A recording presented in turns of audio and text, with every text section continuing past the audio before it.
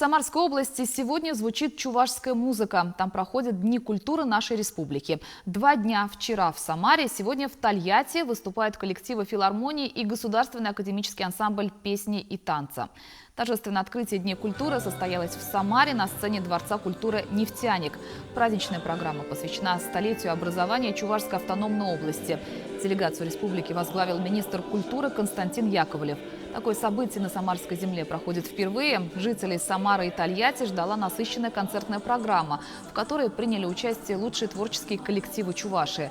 Они показали номера из Золотого фонда культуры республики. В Самарской области сегодня живут 100 тысяч чувашей, только в столице области более 12 тысяч. Также создано порядка 70 культурных объединений. Местные артисты были особенно благодарны чувашским коллективам. Они отметили, что теперь у них больше стимула продолжать развивать и сохранять родную культуру и язык.